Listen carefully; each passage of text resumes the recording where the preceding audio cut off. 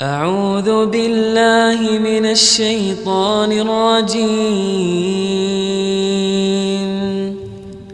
بسم الله الرحمن الرحيم.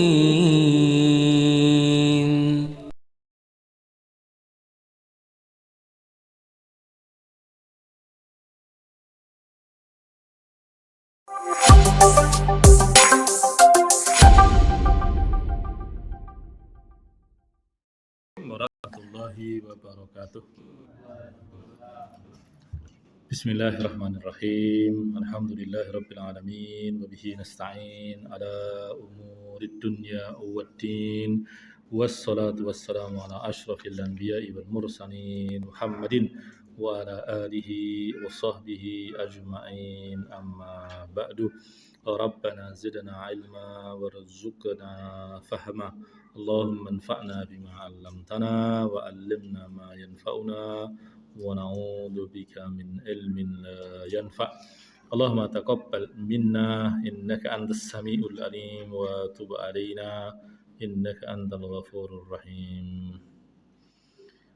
Alhamdulillah Bapak Ibu sekalian yang dirahmati Allah, pada petang hari ini kita bisa berada di tempat ini, fi baitin min buyutillahi azza wa jalla, di salah satu rumah di antara rumah Allah Ta'ala ini. Dan dengan kita berada di sini, satu, kita beriktikaf, kita sengaja memutus sejenak urusan duniawi kita. Kalau kita ngurusi dunia itu seolah-olah hidup kita ini selama-lamanya. Padahal kenyataannya tidak demikian. Maka kita perlu datang ke rumah Allah Ta'ala dan membaca lagi siapa sebetulnya kita, dari mana, mau kemana, dan mau ngapain kita hidup di dunia ini. Itu Bapak Ibu sekalian yang penting, sehingga aktivitas duniawi kita itu menjadi bermakna. Karena kalau kita mencari dunia hanya untuk dunia itu ya nggak ada habisnya. Itu seperti keinginan, bahkan angan-angan yang tidak akan ada habisnya. Tapi kalau kita tahu dari mana kita bermula dan kemana kita akan berakhir, kita jadi bisa mendudukkan amal perbuatan duniawi kita ini dalam makna yang tepat. Golek duit orang mau golek duit, ada sesuatu yang lain di balik duit yang kita cari. Berteman bukan hanya berteman, ada sesuatu yang lain yang kita cari di balik pertemanan tersebut, dan seterusnya dan seterusnya. Yang kedua, kita di sini menanti datangnya waktu sholat selanjutnya. Kan jarang tau kita menanti waktu sholat secara sengaja, tak tunggonane gitu ya. Nah, ini kita sembari duduk di sini, kita sembari menanti datangnya waktu sholat selanjutnya. Dan yang ketiga adalah kita bertolakul ilmi, mencari ilmu. Nah, Bapak Ibu sekalian yang dirahmati Allah, kita itu pertama kali ngaji sirah ini tanggal 5 Juli 2022. Sekarang sudah tanggal sampun 3 tahun ternyata ya. Selapanan artinya 5 pekan sekali, dan kita malam hari ini memasuki pertemuan ke-29. Masya Allah, ini padahal terpotong Ramadan juga. Ya, semoga yang telah kita lakukan menjadi pahala di sisi Allah Subhanahu wa Ta'ala, dan juga menjadi sebab ampunan ya.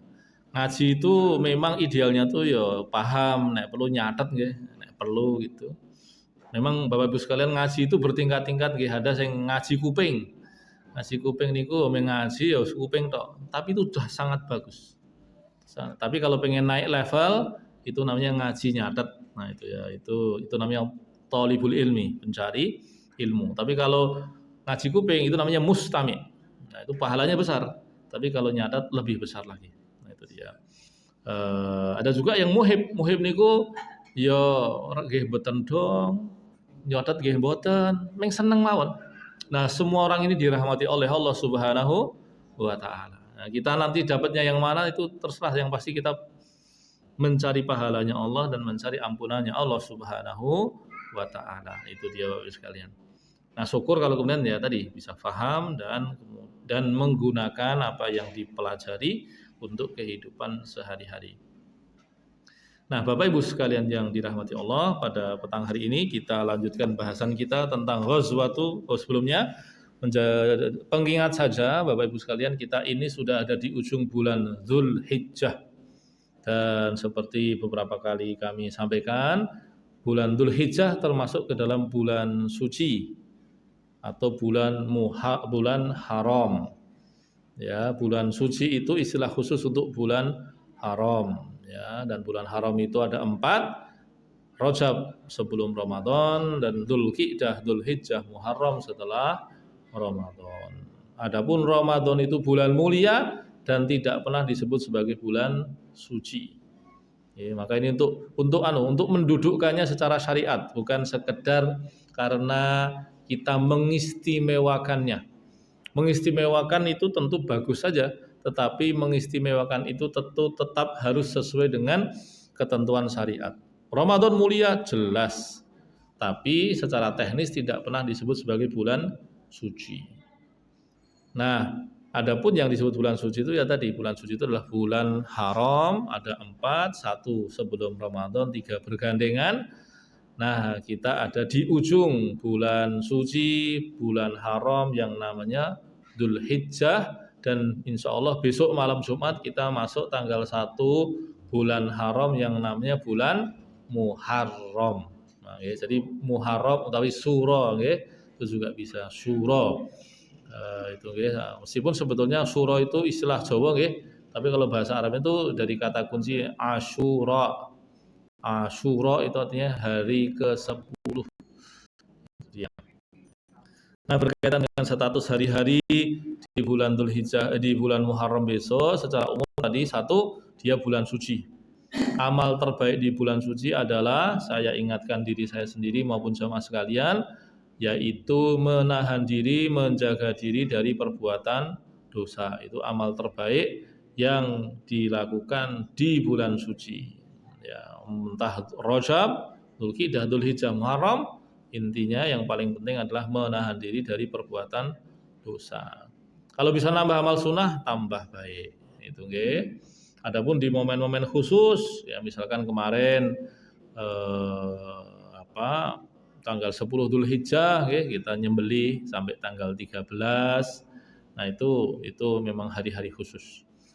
Adapun berkaitan dengan Muharram, Bapak Ibu sekalian yang dirahmati Allah, tadi 1, Muharram termasuk dalam bulan haram atau bulan suci. Yang kedua, Bapak Ibu sekalian, bulan Muharram itu dijuluki sebagai Syahrullah, bulannya Allah. Nah, ini termasuk hadis yang masih belum banyak disampaikan kepada masyarakat atau hanya disampaikan di momen tertentu sehingga jadi tidak dikenal, yaitu bahwa bulan Muharram itu disebut sebagai Syahrullah atau bulannya Allah. Ada Baitullah, rumahnya Allah, ada Kitabullah, kitabnya Allah, ada Rasulullah, utusannya Allah, ada juga Syahrullah, bulannya Allah. Nah, itu dia, Muharram itu Syahrullah, itu nggih. Lalu Bapak Ibu sekalian, berkaitan dengan 10 hari pertama bulan Muharram, ada sebagian ulama yang mengatakan 10 hari pertama Muharram itu hari-hari istimewa. Nah, bahkan kalau kita merujuk ke surat Al-Fajr ayat 1 dan 2, wal fajr walayalin asyr, demi waktu fajar dan malam-malam yang 10, itu ternyata ulama itu beda-beda pendapat. Malam-malam 10 yang istimewa itu tuh apa toh?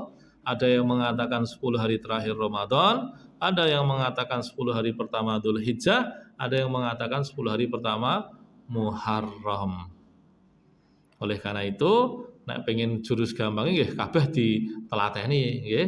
10 hari terakhir Ramadan ditelateni, 10 hari pertama Dzulhijjah ditelateni, termasuk 10 hari pertama Muharram juga ditelateni.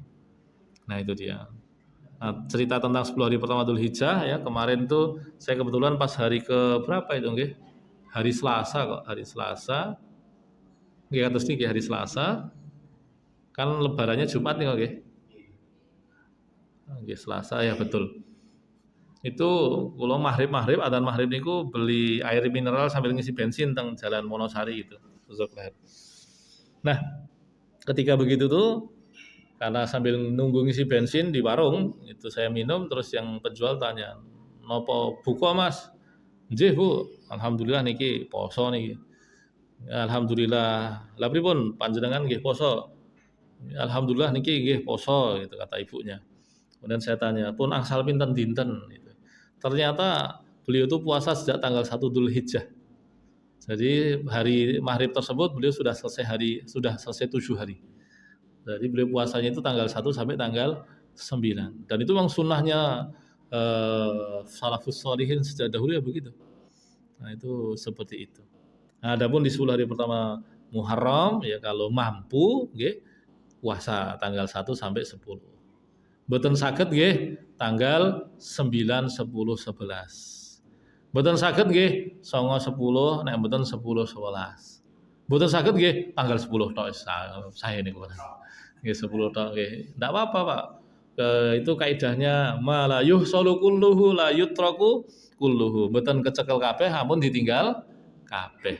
Itu nggih itu dia. Jadi ittaqullaha mastata'tum, ya bertakwalah kepada Allah sesuai kemampuan maksimal kalian. Itu. Nah, bisanya sehari ya enggak apa-apa, itu udah bagus. Nah, bisa 2 hari lebih bagus. 2 hari bisa 9, 10 atau 10, 11. Mau lebih mantap lagi 9, 10, 11. Mau lebih mantap ya tanggal 1 sampai tanggal 10. Memang secara umum banyak orang-orang solih sejak dahulu kalau di bulan suci atau di bulan haram, Rajab, Dzulqa'dah, Dzulhijjah, Muharram itu meskipun tidak ada amal khusus, mereka suka berpuasa di hari-hari tersebut. Itu dia. Nah, Bapak Ibu sekalian yang dirahmati Allah, kita lanjutkan bahasan kita yaitu Ghazwatu Hamra Asad, ya, Hamra al-Asad. Ini perang yang terjadi setelah perang Uhud.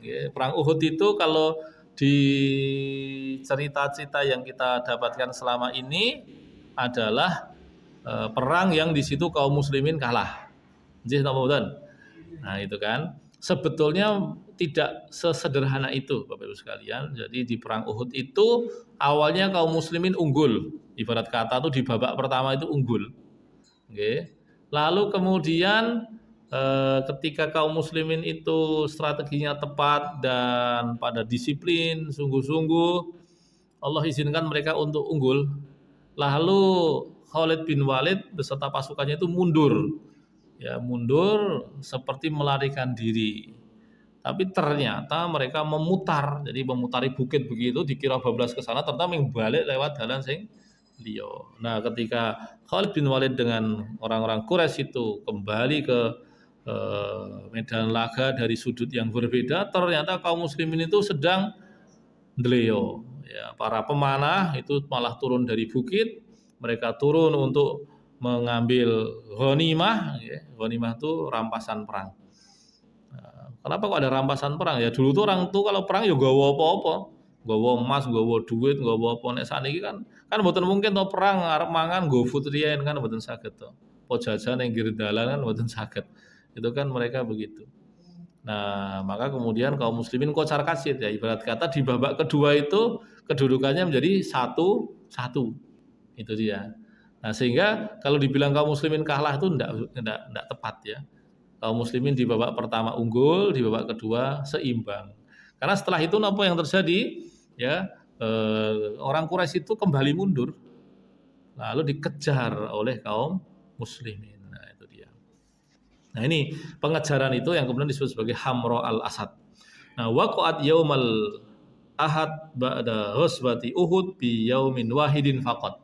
Jadi perang Hamra al-Asad itu jadi perang Uhud itu kan terjadi sampai hari Jumat. Sampai hari Sabtu.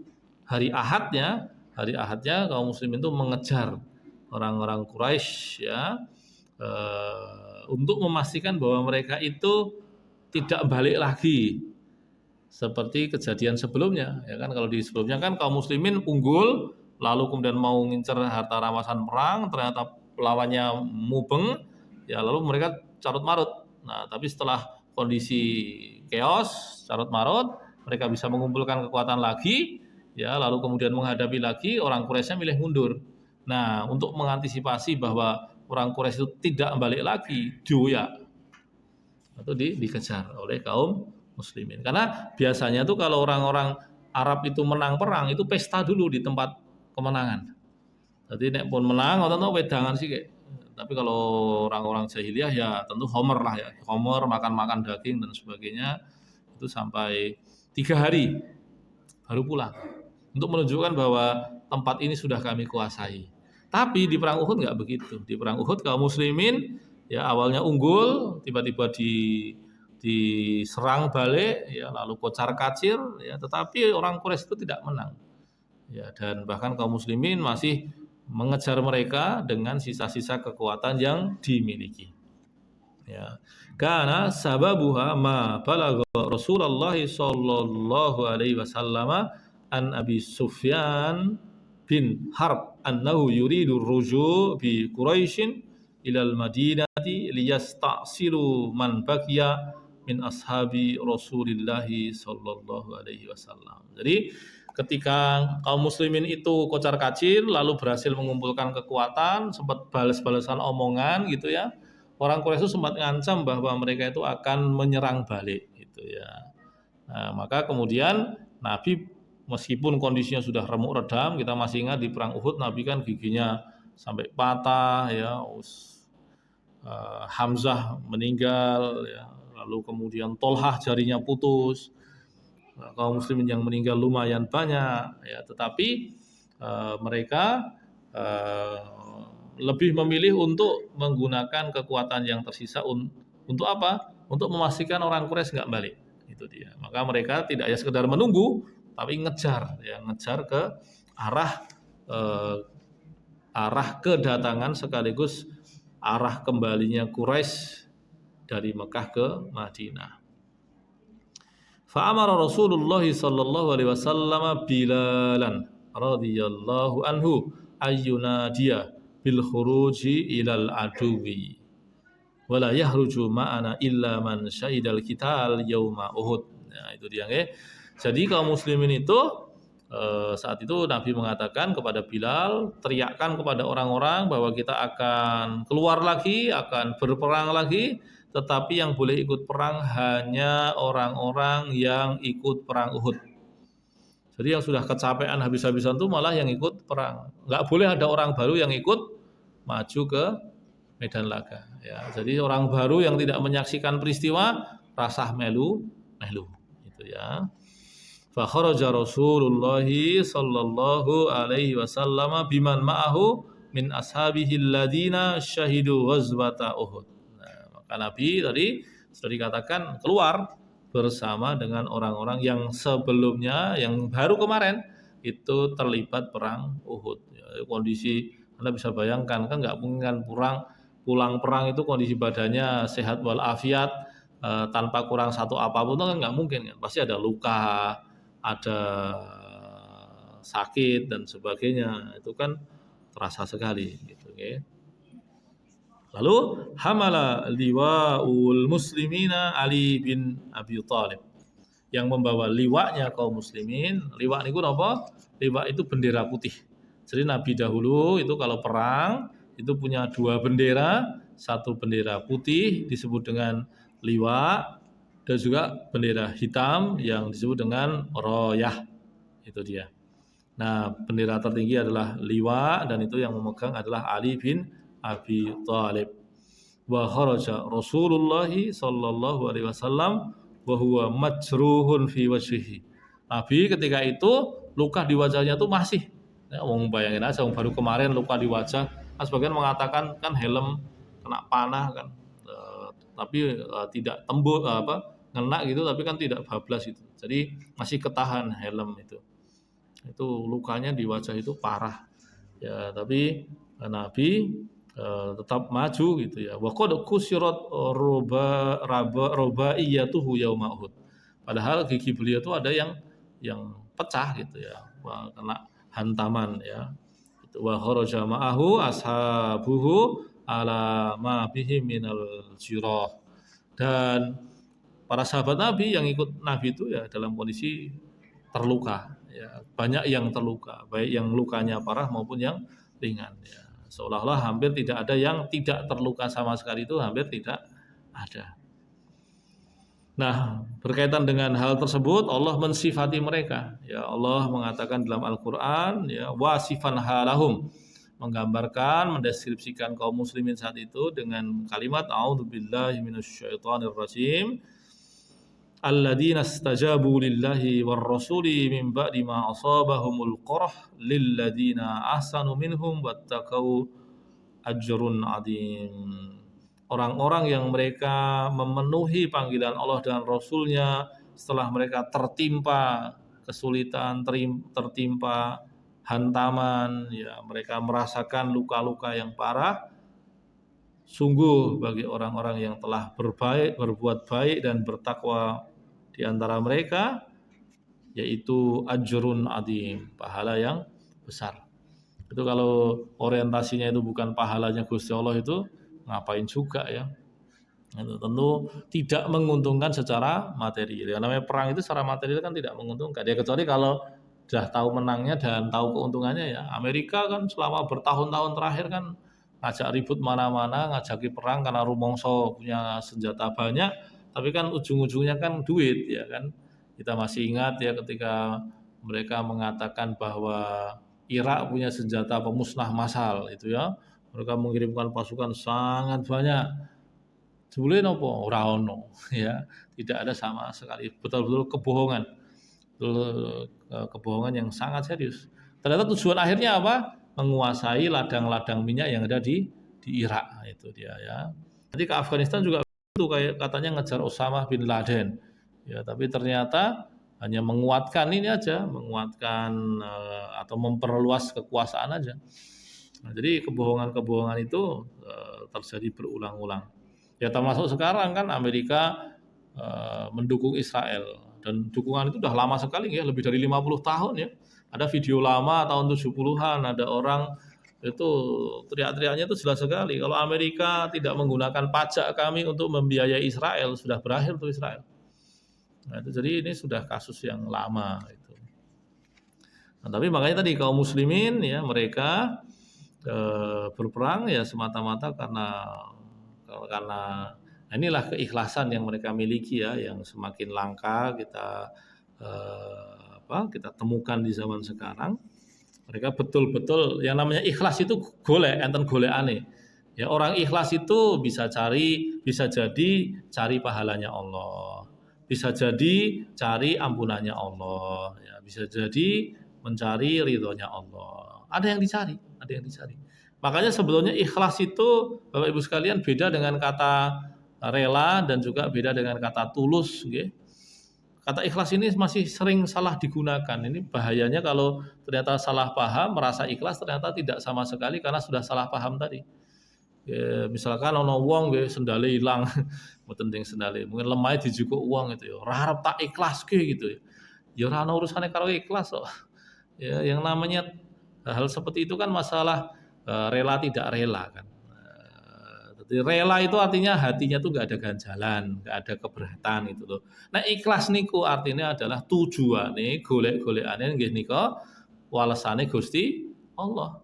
Entah pahala, entah ampunan, entah apa terserah. Nah itu dia. Nah, jadi meskipun ada hubungannya nggih, tetapi ikhlas dengan rela itu dua hal yang berbeda. Rela niku bahasa Arabe ridho. Basa Persiane, basa Urdune niku rezo. Nek enten wong jenenge Reza niku adalah kata ridho tapi diucapkan oleh wong-wong Iran, orang-orang Afghanistan, orang-orang India itu ridho niku macane rezo. Rezo niku Reza. Nah nek wong Nusantara niku biasanya dok kalian dot niku dadi L. Relo. Relo kan. Bahkan ro sering jadi L, lelo, aku ra lelo gitu nggih. Zohir lahir nggih. Nador nalar. Fardu perlu. Nah, kan ngoten-ngoten mawon. Ya fardu, farlu, perlu. Nah, itu begitu itu sekalian. Nah, jadi ikhlas itu tujuan. Rela itu urusan kondisi perasaan. Nek jenengan lemah dijukuk uang jenengan niku dudu masalah ikhlas ra ikhlas. Yaitu rela atau tidak rela. Kecuali panjenengan merelakannya karena mengharapkan Allah, itu baru mengikhlaskan. Tapi kalau jenengan merelakan karena nggak bisa berbuat apa-apa, itu bukan ikhlas. Itu. ya. Nah, termasuk Bapak Ibu sekalian tentang tulus ya. Kata tulus dalam bahasa Indonesia itu memang mirip-mirip dengan kata ikhlas. Tapi kesannya kata tulus niku ora golek apa-apa. Wong ikhlas niku golek ganjarane Gusti Allah. Entah pahala, entah ampunan dan sebagainya. Nah, Bapak Ibu sekalian yang dirahmati Allah, jadi itu perlu diluruskan ya, kesalahpahaman di dalam memahami kata-kata kunci di dalam Islam itu nanti bisa salah ya dalam mengamalkannya. Contoh yang lain nggih nyun sewu ade niku kebetulan wong timur nggih. Orang timur itu maksudnya orang negeri timur, secara khusus orang Jawa itu mengira akhlak itu adalah sopan santun. Padahal Bapak Ibu sekalian, sopan santun itu nggak ada urusannya dengan akhlak, itu tidak ada urusannya dengan sopan santun. Akhlak itu artinya lakon bener. Itu nggih. Sopan santun itu hanya bagian kecil dari yang namanya akhlak. Nah, kadang-kadang nyun sewu negeri kita ini agak kacaunya nopo, seneng karo wong sopan ra kita ngapusi. Akhirnya dihapusi bola bali. Itu nggih. Nah, padahal berdusta itu sudah akhlak buruk, sangat buruk. Masih mending orang itu enggak sopan tapi dia jujur, karena dia berarti kan berasaskan kebenaran kan? Nah, sementara tindakannya mungkin tidak menyenangkan orang, daripada nyun sewu orang sopan menyenangkan orang tapi dia berdusta. Karena dusta itu serius persoalannya. Ya. Nah, ini kita sebagai orang Jawa secara khusus atau orang timur secara umum harus meluruskan pemahaman akhlak kita. Kita harus ngelatih mbok sak nyerang kaya wonge kaya ngopo, anggere bener kita harus apresiasi dia. Kita harus melatih diri kalau ada orang tidak menyenangkan, kalau dia benar, dia harus diapresiasi. Sebaliknya, semenyenangkan apapun kalau dia berdusta itu enggak boleh dibiarkan. Nah, kita harus melatih diri, karena begini Bapak Ibu sekalian, akhirnya yang kita jadikan ukuran akhlak itu adalah nyenengke pora nyenengke.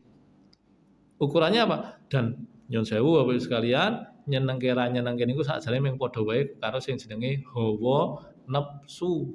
Nah, itu dia. Ya, itu. Nah, itu makanya kita harus luruskan. Jadi kata akhlak saja itu kalau kita salah memahaminya, akhirnya apa? Oh, wong sing akhlake apik iki nyenengke, meskipun berdusta dan sebagainya, itu dia. Padahal ukuran Islam itu akhlak baik itu ya yang benar-benar ya, tindakan yang benar, ucapan yang benar dan sebagainya. Nah, itu dia.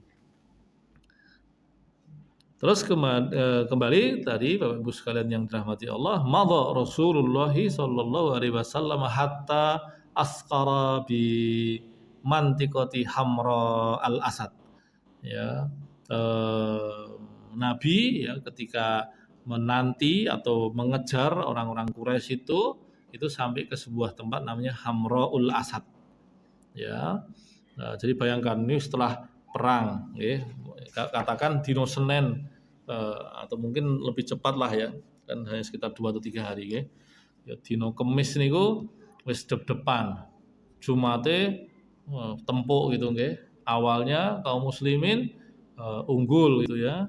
Tapi kemudian ternyata orang Quraisy itu yang mundur, bukannya mundur, jebule mubeng nyerang lagi dari arah yang berbeda. Lalu kaum muslimin kocar-kacir. Ya, dalam kondisi kocar-kacir, ya ketika ada isu Nabi Muhammad sudah meninggal, ya kaum muslimin sudah berakhir, ya ternyata kemudian Nabi dan para sahabat yang ada di dekat itu ya menunjukkan suara mereka, menunjukkan bahwa mereka masih hidup, masih kuat, ya. Lalu kemudian kaum muslimin yang lain yang tadinya lari segera mendekat dan membentuk kekuatan, dan ternyata pertempuran tidak berlanjut. Ya, orang Quraisy mundur gitu ya. Ketika mundur, kaum muslimin sempat mundur sejenak gitu, ngiranya sudah selesai, tapi kemudian ada informasi bahwa Abu Sufyan itu mau nyerang lagi. Ya, maka kemudian kaum muslimin daripada diserang di Madinah mending diparani wae, doyak kesisan gitu kan. Dalam kondisi kaum muslimin masih porak-poranda, banyak yang terluka, bahkan orang-orang baru yang mau ikut nggak boleh ikut. Nah, mereka kemudian sengaja menyongsong keluar kota Madinah. Keluar kota Madinah, haram daripada diserang di kota, mending disambut di luar kota gitu, okay? Nah, sampai di Hamraul Asad, kaum muslimin menunggu ya, sampai 3 hari. Sampai 3 hari. Jadi kalau dibilang bahwa orang Quraisy menang di perang Uhud itu tidak benar ya. Itu tidak benar. Nyatanya mereka mundur, tidak sempat berpesta, serta sebaliknya kaum muslimin malah sempat mengejar mereka atau bahkan minimal menunggui mereka di luar kota Madinah sampai kemudian berkemah di tempat itu selama 3 hari. Nah, itu menunjukkan berarti kaum muslimin itu saat itu tidak kalah. Ya. Nah, falama sami'a bihim Abu Sufyan khafa wa raja'a biman ma'ahu ila Makkah. Maka kemudian Abu Sufyan itu ketika mendengar bahwa kaum muslimin itu memang ada di Hamraul Asad, Abu Sufyan mikir-mikir. Ya karena memang setelah perang Uhud itu orang-orang Quraisy itu kekuatannya semakin kecil, okay? Tokoh-tokoh utamanya itu sudah berakhir ya. Di perang Badar Abu Jahal udah mati. Lalu pulang dari Badar Abu Lahabnya mati. Abu Lahab itu matinya mengenaskan, okay? Abu Lahab itu bukan mati karena perang, okay? Tetapi ada kejadian lucu tuh. Ketika dengar bahwa kaum muslimin menang, ada seorang budak di Mekah itu sing gembira. Nah, dan Abu Lahab ngonangi, sempat diajar ngoten nggih. Lalu ada seorang perempuan yang memukul kepala Abu Lahab dan memang sudah tua kebetulan, pakai besi yang kalau dalam bahasa kita sekarang kemungkinan sudah berkarat gitu nggih. Makanya kemudian infeksi dan akhirnya membusuk kepalanya dan mati, dan kemudian matinya tuh jenazahnya kok sebagian riwayat mengatakan ya ditaruh aja di tempat pembuangan gitu. Jadi memang tampaknya Abu Lahab ini kalau kita cermati memang punya watak buruk ya, meskipun dia salah satu sesepuh Quraisy ya, tapi punya watak yang tidak menyenangkan orang gitu, sampai-sampai ketika kepalanya membusuk dan mati ya diabaikan begitu saja. Nah ini kasihan sekali ya Abu Lahab ya, pamannya Nabi Muhammad Shallallahu Alaihi Wasallam itu dia. Nah di perang Uhud mereka ingin membalas ya, tapi ternyata alhamdulillah tidak berhasil. Ya tidak berhasil. Maka di antara tokoh utamanya orang Quraisy yang masih ada itu ya Abu Sufyan. Ini sebetulnya anak muda ya, anak muda yang ya karena senior-seniornya sudah pada nggak ada, hanya dia harus tampil menjadi tokoh gitu ya. Dan dia bukan orang yang punya keberanian seperti yang terdahulu ya, tidak setegel Abu Lahab, tidak secerdas Abu Jahal ya. Dan di sini kita temukan ketika dia mendengar kaum muslimin itu berjaga-jaga di Hamraul Asad sampai 3 hari, dia dan Quraisy malah milih mundur ya. Padahal andaikan ya mungkin saja kalau Abu Sufyan itu maju sampai Hamraul Asad berhadapan dengan kaum muslimin, sementara kaum muslimin itu sudah porak-poranda, mungkin saja Abu Sufyan ini menang gitu ya. Orang Quraisy mungkin menang, tapi Allah takdirkan bahwa mereka ternyata malah takut dan mundur kembali ke Mekah. Nah, aqama Rasulullah sallallahu alaihi wasallam bi Hamraul Asad fi salasati ayyam wa fi yaumil arbi'a ada ilal Madinah. Ya, tadi sudah disebutkan bahwa kaum muslimin itu sampai di Hamraul Asad itu hari Ahad. Hari Ahad ya, terus di sana sampai Senin, Selasa, begitu masuk hari Rabu, endi iki wong Quraisy ora ono sing maju iki. Ora ono sing jedul iki. Kayak meng hoax gitu kayak meng ngeprank gitu nggih nek jarine cah-cahan iki nggih. Ternyata mereka tidak hadir, maka kemudian Nabi dan kaum muslimin kembali ke Madinah. Ya wa qad istaraddal muslimun al-katsir min haibatihim ba'da an kadat tatazazza'u bi sababi ghazwati Uhud ya. Dan perang Uhud itu kan sebetulnya sudah menghancurkan mental kaum muslimin. Ya, bayangin aja perang Badar mereka menang gemilang, lalu kemudian di perang Uhud awalnya mereka unggul, lalu dihantam balik. Ya, tapi ketika Quraisy belum betul-betul menang, mereka milih mundur, dan ketika ada info bahwa Quraisy mau balik, Nabi malah ngedepi di luar kota begitu. Dan akhirnya apa? Orang Quraisy nggak berani. Nah, karena orang Quraisy nggak berani, maka haibah itu apa ya, keberanian kaum muslimin ya, harga diri kaum muslimin itu kembali ya, sehingga mereka masuk ke kota Madinah itu penuh dengan kebanggaan diri. Kenapa? Orang-orang munafik itu senang kalau kaum muslimin kalah ya. Kalau di Mekah itu adanya cuma 2 jenis orang aja, muslim atau kafir gitu ya.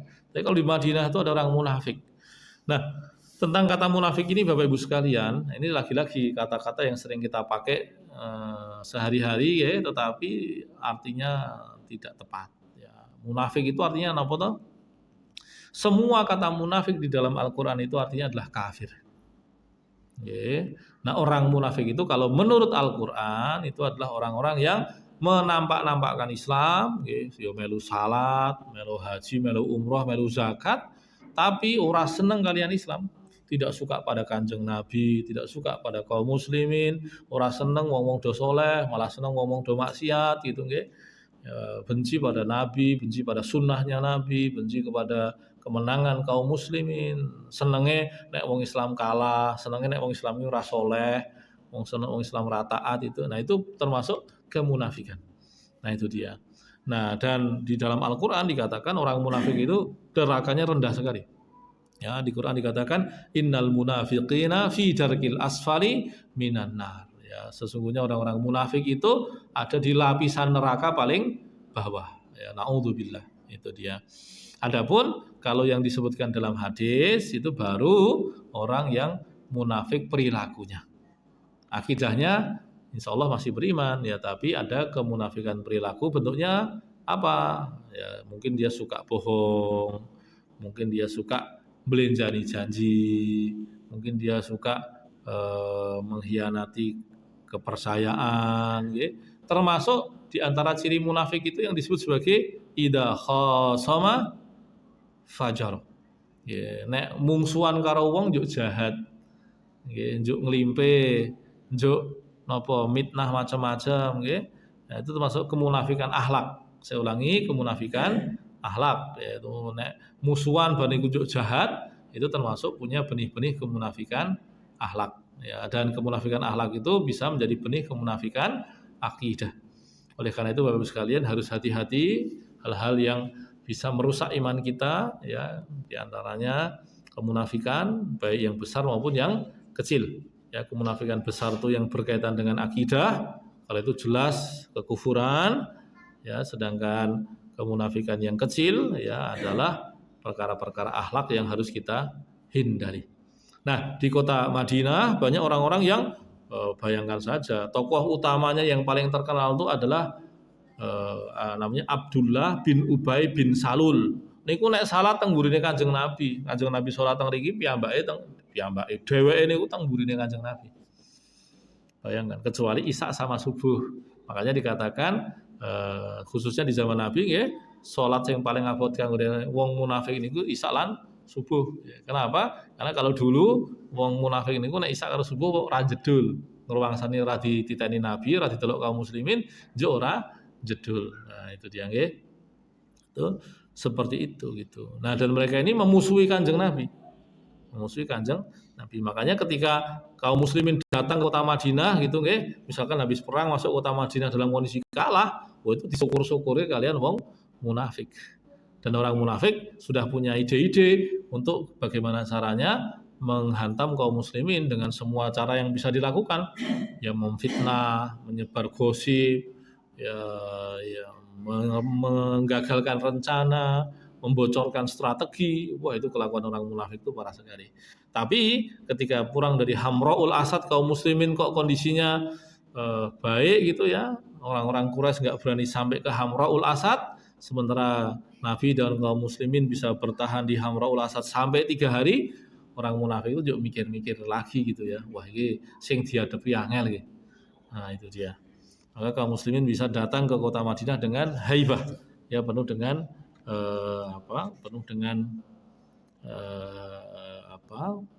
penuh ya gamanya kebanggaan diri, ya, dalam makna yang positif tentu saja. Terus kemudian ada yang namanya Sariyahnya Abu Salamah fi Muharram, Bapak Ibu sekalian, ya, di bulan Muharram minas sanah ar-rabi'ah lil hijrah ba'asa Rasulullah sallallahu alaihi wasallam Abu Salamah Abdullah bin Abdul Asad al-Mahzumi wa ma'ahu khamsuna rajulan liya'tarida Tulaihah bin Khuwailid al-Asadi alladhi jama'a jam'an li ghazwil Madinah. Nah, di bulan Muharram tahun keempat Hijriah, ya, jadi beberapa pekan setelah Hamraul Asad tadi, setelah perang Uhud tadi, Nabi mendengar lagi bahwa orang-orang Bani Asad, ya, itu mengumpulkan orang-orang untuk menyerang kaum muslimin di Madinah. Ya, maka Nabi ini juga Nabi itu juga menggunakan informan nggih Bapak sekalian. Jadi meskipun Nabi itu selalu mendapatkan tuntunan Allah, mendapatkan wahyu dari Allah, tapi tidak semua peristiwa yang beliau jalani itu beliau dapat info dari Allah. Tidak. Ini mengajarkan kepada kita bahwa yang namanya ikhtiar atau mengupayakan sesuatu, mengusahakan sesuatu itu adalah bagian dari kita menjalankan syariat. Ya, jadi di antara yang diajarkan syariat itu adalah kita itu ya berusaha. Itu dia. Tawakal itu urusan akidah, urusan syariatnya adalah berusaha. Dan berusaha itu hasilnya sukses napa mboten itu sudah pahala. Itu sudah bagian dari ibadah yang penuh keutamaan di sisi Allah Subhanahu wa taala. Makanya kalau orang bekerja itu niatnya hanya cari uang, itu maniman sekali. Karena ada orang-orang yang bekerja dan tidak dapat uang. Apakah itu sia-sia? Tidak. Ya, dalam bekerja sudah berlelah-lelah, meskipun uangnya mungkin sedikit bahkan tidak dapat, ya mungkin diakali kancane begitu, dia sudah dapat ampunan Allah, dia sudah dapat pahalanya Allah. Allah sudah siapkan keberkahan yang akan menyusul di hartanya selanjutnya. Akan beda dengan orang yang meskipun gaji itu sama Bapak Ibu sekalian. Orang yang bekerja sungguh-sungguh dengan tidak sungguh-sungguh itu tentu memiliki efek harta yang berbeda. Ya. Orang yang mungkin uangnya sedikit dengan keikhlasan dan kesungguhan itu bisa menyebabkan uang yang sedikit itu efek kebaikannya itu luas atau yang disebut dengan berkah. Serta sebaliknya sangat sering terjadi orang punya duit banyak ora dadi apa-apa. Saya menemukan banyak kasus gitu ya dari kondisi ekonomi yang menengah atas tetapi ora ono apa-apa gitu. Ya, bahkan sampai ada orang tuh saudaranya itu komentar, "Kok ora ono jejake gitu." Tidak ada jejaknya. Meskipun yang terkumpul jutaan dan sebagainya, puluhan juta, tapi jejaknya itu tidak ada. Betul-betul yang namanya keberkahan itu tidak terjadi kepada yang bersangkutan tersebut. Nah, kembali tadi Bapak sekalian, jadi Nabi punya informan, ya. Lalu di antara informan Nabi memberitahu Nabi bahwa orang-orang Asad ini mau menyerang, ya. Maka kemudian Nabi mengutus sahabat yang namanya Abu Salamah, namanya adalah Abdullah bin Abdil Asad al-Mahzumi, membawa 50-an orang ya untuk menghadang orang namanya Tulaihah bin Khuwailid al-Asadi. Ini Khuwailid Tulaihah bin Khuwailid ini masih saudaranya Kanjeng Nabi sebetulnya ya. Masih lebih tepatnya saudaranya Khadijah. Karena Khadijah namanya Khadijah binti Khuwailid ya, al-Asadi. Oke. Kemudian lamma raja Abu Salamah min hadhihi sariyah intafadha jurhuhu alladhi usiba bihi yauma ghazwati Uhud famata. Nah, Abu Salamah ini Bapak Ibu sekalian ya ketika berangkat untuk menghadang pasukannya Tulaihah itu kondisinya masih terluka, sisa-sisa lukanya Uhud itu masih ada. Ya, dan beliau berangkat saja. Nah, ketika sariyah itu sebetulnya tidak terjadi peperangan. Ya, tapi ketika pulang kondisi fisiknya Abu Salamah ini terus menurun sampai akhirnya meninggal dunia. Ya, jadi meninggalnya itu karena statusnya kalau dihitung dari luka yang terjadi itu bisa menyebabkan kesahitan ya. Ya itu. Tapi yang pasti Ibu sekalian yang dirahmati Allah yang namanya serial pertempuran yang panjang karena kan Nabi itu cuma 7 tahun. Itu perangnya itu banyak sekali. Ya, sebagian mengatakan total perang yang dihadapi kaum muslimin selama 7 tahun itu ada 87 perang. 87 kalau dibagi 7 ya berarti sekitar 12 lebih sedikit toh per tahun ya. Lalu kalau dibagi rata ya berarti sebulan sekali. Meskipun tidak berarti perang itu terjadi benturan dan bentrokan senjata begitu, tapi kan jaraknya jauh-jauh. Ya, jaraknya dan kita tahu bahwa di tempat itu kan panasnya minta ampun juga ya. Meskipun kalau Madinah dengan Mekah itu beda ya, Madinah cenderung lebih dingin, sementara Mekah itu lebih panas. Tapi kan memang lingkungan dan suhunya itu keras ya, itu dia. Maka dan karena intensitasnya ya ibarat kata gila pemain bola saja itu kalau dalam beberapa pekan itu pertandingannya itu padat, itu aja udah sering kelelahan dan sebagainya. Ya, padahal mung dolanan bal-balan, le nyenengke gitu ya. Kalau ini kan peperangan, itu tentu sesuatu yang lebih melelahkan. Maka banyak terjadi kaum muslim itu yang lukanya itu ya berlarut-larut ya, dan itu membuat kondisi fisik mereka tidak maksimal.